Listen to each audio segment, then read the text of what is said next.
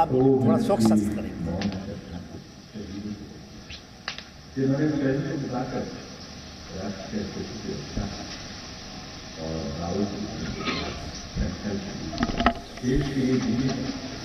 The buglers sounding the rouse, and the guard commander ordering salami shastros salute with arms. तो ये 6 बिगुल वादक दीपक जी अलग अलग तीनों सेनाओं के दो बिगुल वादक इसके अंदर मौजूद हैं और वो धुन बजाते हैं। और प्रधानमंत्री अब जब चहलकदमी करते हुए जा रहे हैं, प्रधानमंत्री अब जाएंगे उस जगह पर जहां पर डिजिटल आगंतुक बुक है।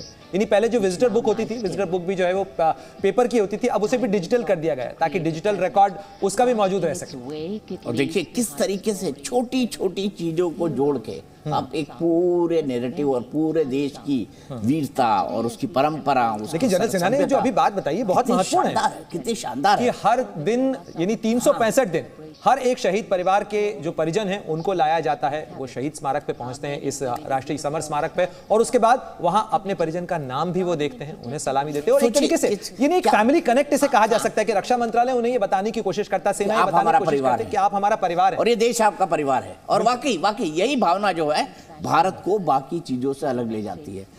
मुझे एक हमारे सनातन के धर्मगुरु हाल ही में राम मंदिर पे कार्यक्रम कर रहा था, वो बता रहे थे हाँ जन्नत और जहन्नुम है, हेल एंड हेवन है, लेकिन सैल्वेशन यानी मोक्ष सिर्फ सनातन के अंदर ही है, मोक्ष सिर्फ सनातन के अंदर ही है। तो ये परंपराएं जो है और ये नारी शक्ति का वंदन हमारे यहाँ जो हो रहा है, अभी हमने विधेयक भी पास किया 33% वाला और आज 83% हमको देखने को मिलेंगे। लेकिन बहादुर रानियों की परंपरा तो बड़ी पुरानी है। रानी लक्ष्मीबाई, कितने लोग हैं जिन्होंने रानी अहिल्याबाई होलकर, जिन्होंने एक एक शिवलिंग को रामेश्वरम से लेकर काशी से लेकर बाकी जगहों तक एक एक शिवलिंग को उन्होंने जीर्णोद्धार किया। शानदार ढंग की एडमिनिस्ट्रेटर रानी अहिल्याबाई होलकर। लेकिन अफसोस अहिल्याबाई होलकर के इस काम को हमें हिस्ट्री में कभी पढ़ा ही नहीं गया।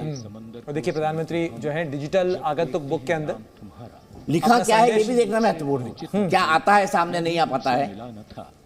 तुमने जीवन दे दिया मेरे लिए, रहूं मैं सुरक्षित हरदम और मेरे जैसे सब रहे सुरक्षित ये देश हमारा।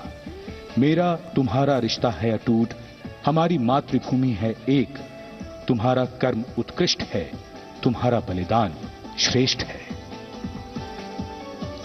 The call of duty when it beckons drowns out everything else. Every soldier considers it a matter of honor to fight for the country. And that's what makes this sacrifice so supreme.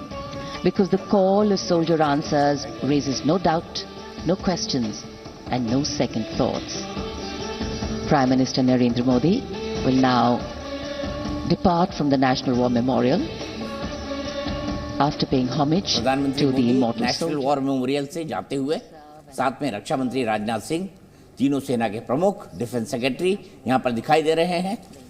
10:22 पर, अब 17 हो चुके हैं, 5 minute उनको पहुंचने में लगेंगे। 10:22 दीपक जी बड़ा एक इंटरेस्टिंग सीक्वेंस यहाँ होता है। पद पे बिल्कुल बिल्कुल, लेकिन एक इंटरेस्टिंग सीक्वेंस यहाँ होता है। प्रधानमंत्री को यहाँ सी ऑफ करते हैं रक्षा मंत्री और तीनों सेना प्रमुख और वहां अगवानी करते हैं। तो प्रधानमंत्री की गाड़ी जो है वो धीमे चलती है, उससे पहले जो है ये लोग वहां पर पहुंचते हैं और उनकी अगवानी करना होता है। प्रोटोकॉल का पूरा नियम। ऐसा क्यों? क्योंकि रक्षा मंत्रालय जो है वो ये जो कार्यक्रम है स्वतंत्रता दिवस का, उसका मेजबान है, होस्ट है।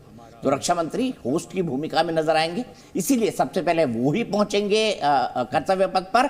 उसके बाद प्रधानमंत्री आएंगे, उसके बाद उपराष्ट्रपति आएंगे, उसके बाद महामहिम राष्ट्रपति आएंगी और उसी के साथ इमैनुअल मैक्रो भी आएंगे। अब देखिएगा कितनी शान की बग्गी है, कितनी शानदार बग्गी है। मैंने देखा हुआ है उसको बहुत अच्छी तरह, कई बार राष्ट्रपति जी को चलते हुए भी देखा है परंपरागत रूप से। एपीजे अब्दुल कलाम ने जब शपथ ली थी तब मैंने उनको देखा था, हमारे KR नारायणन साहब के वक्त तब मैंने देखा था।